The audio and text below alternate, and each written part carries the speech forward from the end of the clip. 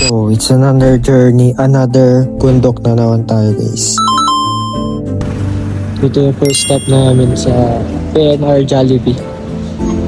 Papuntang Kayapa.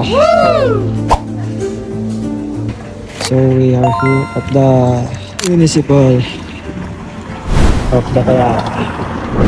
So guys, dito pala yung si Amira. Tapos dun may ilog pala dun. So at this time ay nakasabay kami. Pero one way lang sa sobrang hirap ng daan dito guys.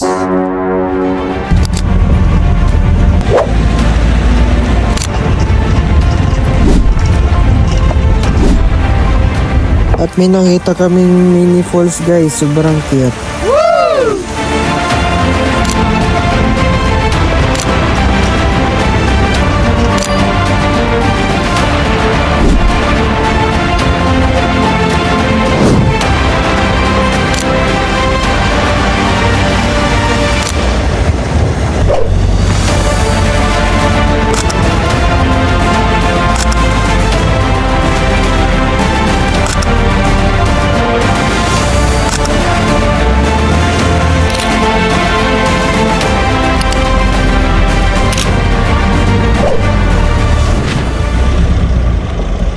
So after that very long journey, ayan nakarating din kami. And ayan guys, naghintay lang kami ng announcement muna. Sa sobrang lamig guys, pinainom ko muna sila ng kape. Ayan. Ayan, tinawag na kami para mag-briefing guys.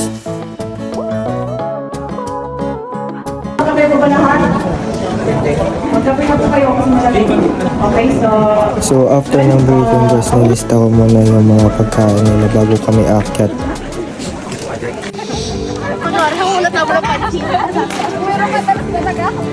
So sa mga hindi po nakakalam, tour coordinator po ako sa Great Escape PH.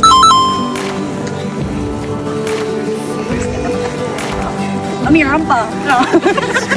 Nahiya tuloy siya. Namumula ka na.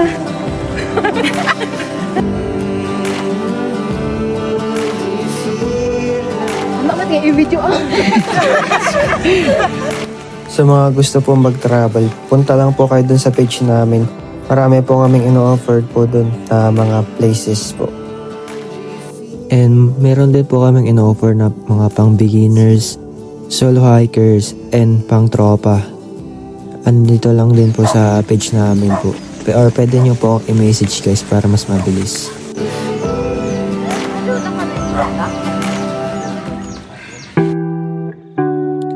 So sa opportunity na binigay sa akin, sobrang thankful ako kasi hindi naman talaga lahat nakabibigyan ng ganitong opportunity.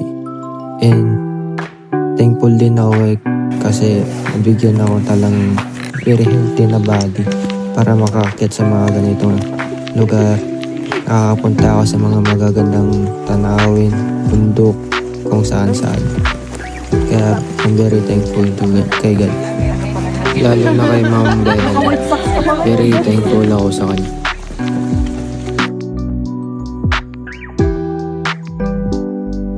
So sa first pick namin and sa second pick namin, hindi na ako masyado nakapag-vlog kasi nag-focus kami sa pag-pictures and then sa paggawa namin ng TikTok. Para sa mga solo joiners or first timers, pwede kayong sumubok ka sa amin guys, pwede kayong sumali. Kaming bahala sa inyo, mag-guide sa inyo. Mababait naman kaming mga coordinator and tour guide. Nandito na po kami sa third peak. Papunta pa lang kami sa fourth peak. Lads!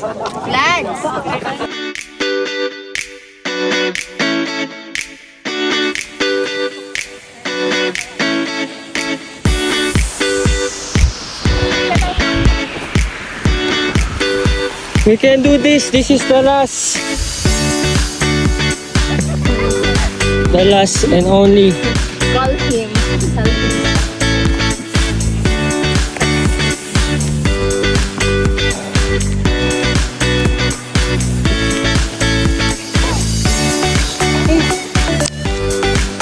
So, may last pa. Last peak. This is the last peak. Dami kong pinagdaanan bago ako makaakyat dito. Nag-cramps ang aking paa.